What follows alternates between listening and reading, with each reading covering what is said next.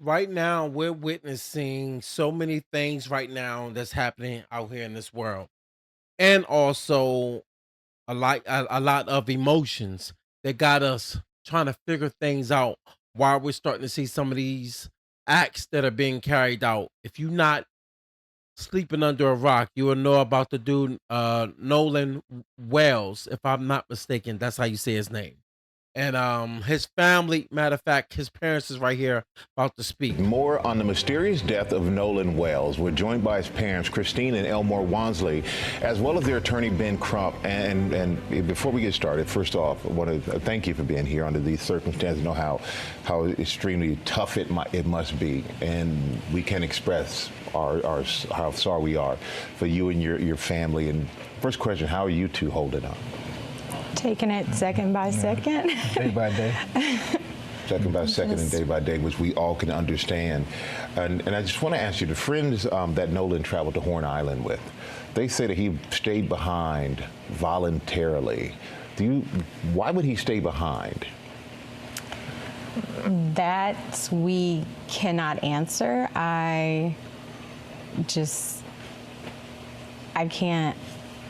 can't fathom why he would. Like, I don't know why he would. We always taught him to, if you go with a group, you stay with a group. Even when he was in college, he would say, Dad, well, we're gonna ride down to a party or something in another city. Now, so I was out telling him, look, if you go with 5, you come back with 5. Do not separate from the group. Because I always said safety is in numbers. And he always said, yes, sir. So he knew to stay with his group. So why would he split from his group? I don't know. So that would have been unusual for him to split from the group. And you said he would always check in with you. Did he check in with you that day? so that day, no, I don't. But of course, too, they were on the boat, and usually when he is out there, which it's not uncommon, he's I think since last year he's been going there occasionally with his friends. And so it would always just be like, hey, Mom, I'm back, type of thing. But this time there was no call or text from him. It was from his friend. I'm not trying to say that you shouldn't go places with your friends when they're all white by yourself, but for some odd reason, this is starting to play out. Whereas though a lot of people are starting to say that, and I don't know, man. Used to hear that a lot. Being a black guy, like I used to hear that, but I didn't really hear it that much because I ain't have a whole clique of white friends. I had maybe like one or two, but because I come from the trenches.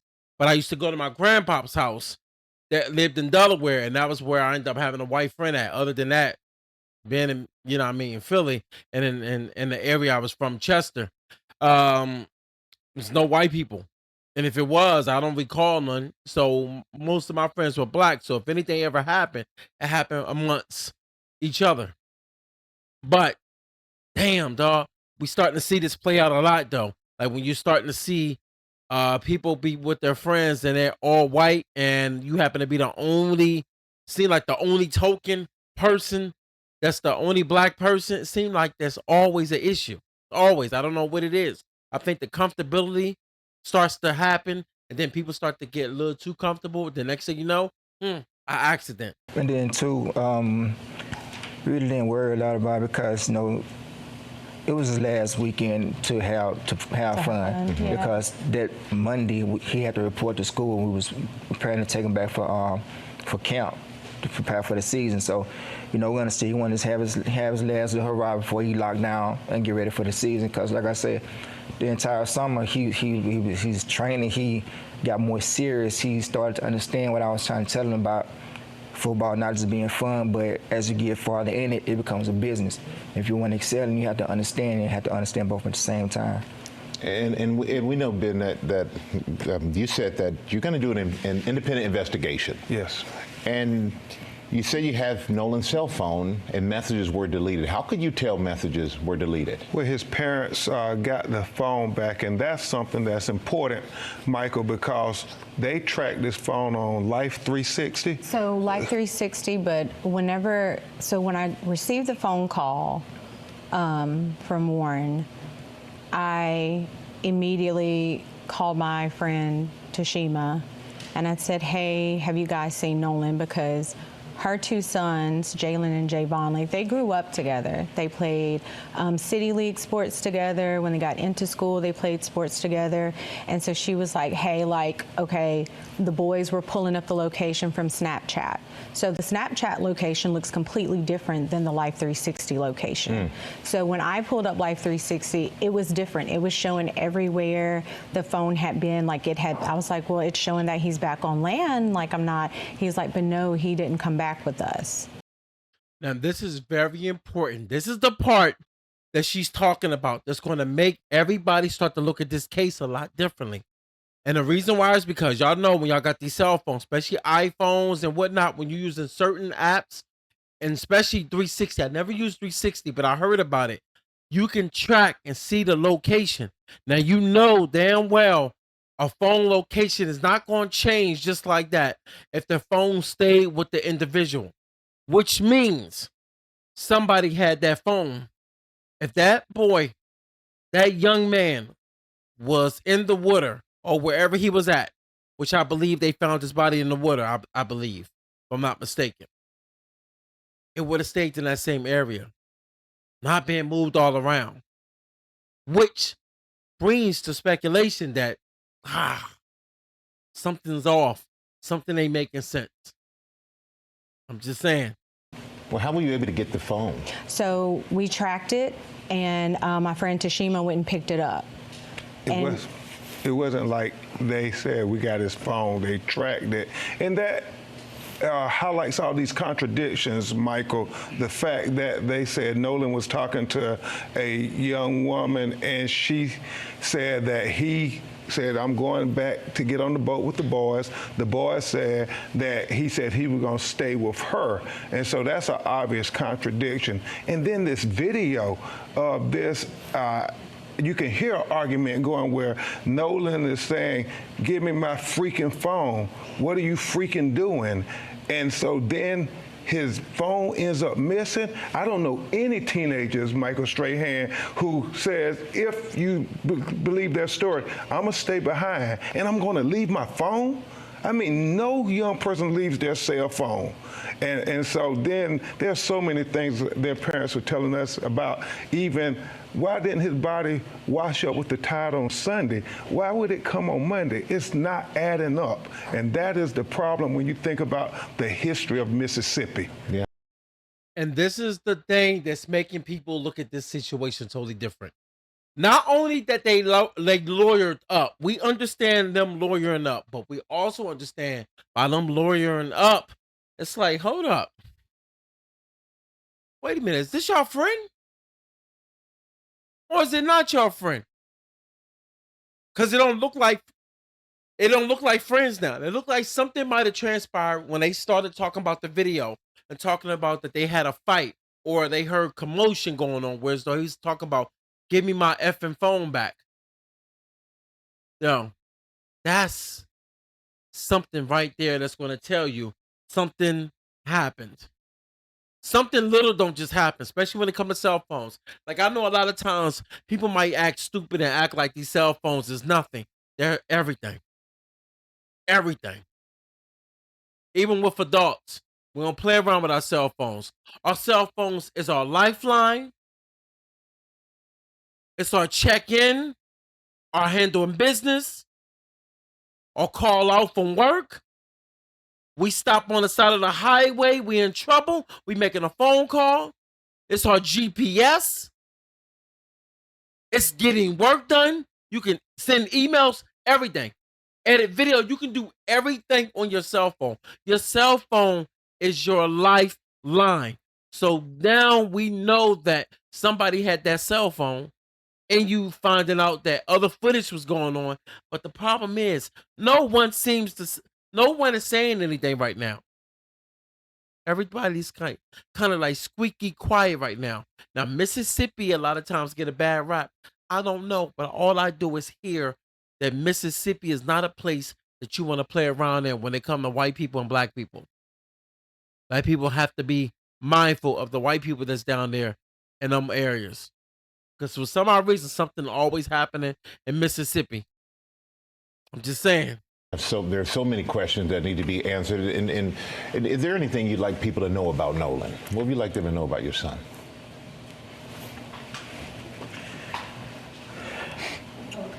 No, It's okay. Nolan, take your time. Nolan was, he was Damn, he was dog. very loving. He was liked by all. It was not a friend that he couldn't make. No, we'll be right back with more for the parents of Nolan Wells and attorney Ben Crump. We're back now on GMA with the parents of Nolan Wells, Christina and Elmore Wansley. And I want you to please continue to tell us what you want the world to know about your son. So Nolan was just like this bright light, right? Walk into a room, his smile, his energy was just so infectious. Like it's almost like he drew you into him. And he was just one of those people, like he always wanted everyone to be included. He didn't want anyone to feel left out. I remember one of his teachers emailing us. I can't remember what grade he was in, but basically it was math class. They had a special needs student, and she asked a question, and Nolan got everyone to put their hands down because he wanted that student to answer. And so student answers the question, and she was like, Christine, the classroom, Nolan. You know what's sad, man? Any stories you hear about this dude, this young man, Nolan Wells, it's good. You don't hear nothing crazy. So we already know now that his character, from the looks of things, don't look to be flawed. But this is the problem. I think in the up and coming weeks, we're gonna start to hear little stories about him to try to paint him probably in a bad light. It's going to probably try to paint him in a way to where it look like he was starting something with somebody, because something's going to come out where it's going to be like, well, such and such got in a scuffle and we was like something is going to come out. Not right now, because remember they lawyered up. So by them lawyering up, their parents is in their ear right now. Somebody did something. Somebody. We don't know. We don't know how he died. We just know that an 18-year-old was found in the water. But for some odd reason, it took a couple days for them to find his body, when something just don't add up. They didn't find it earlier, but all of a sudden they found it a little bit later. And they trying to figure out why his body's washing up right there.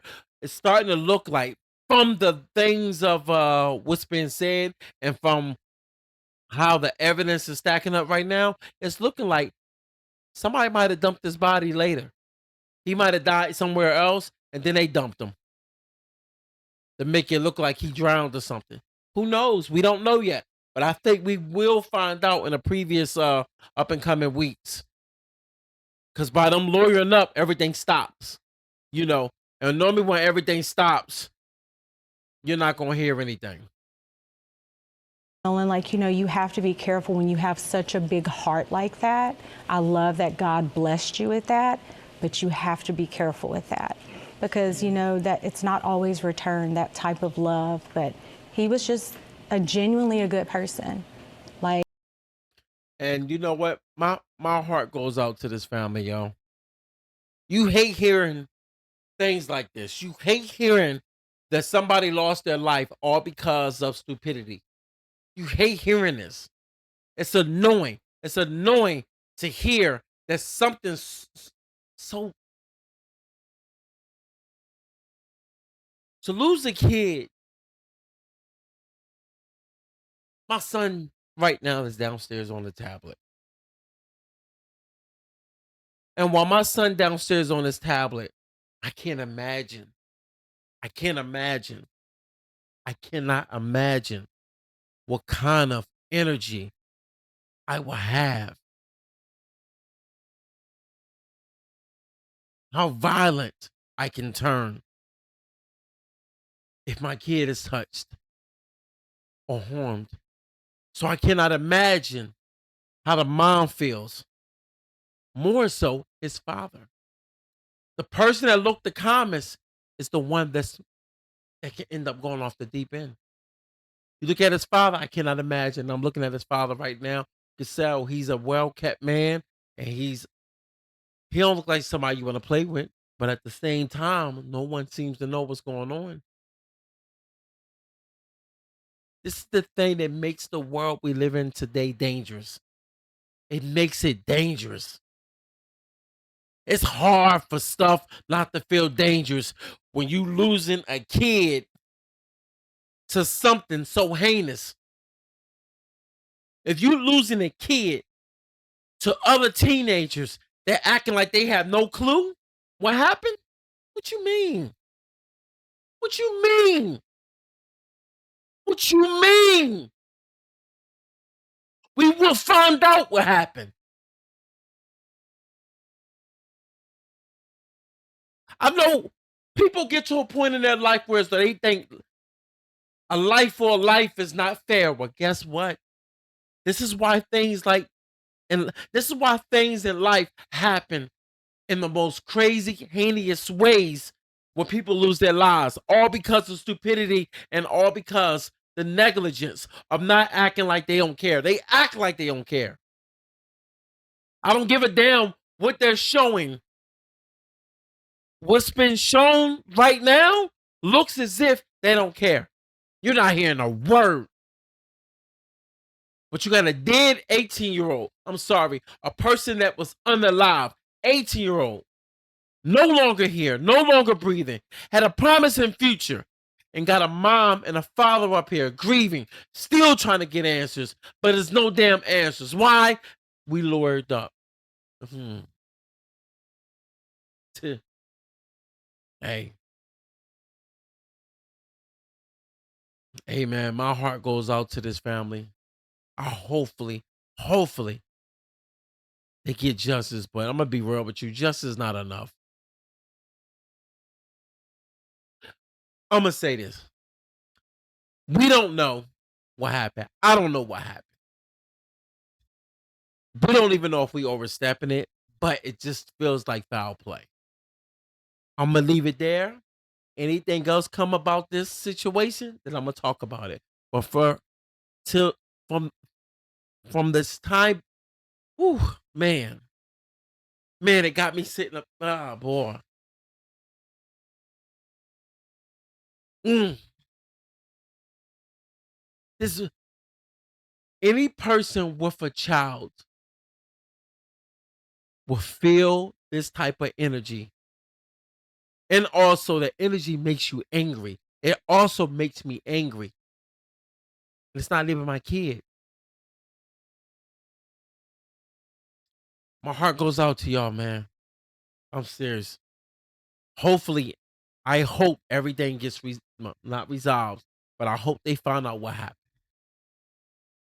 Mm.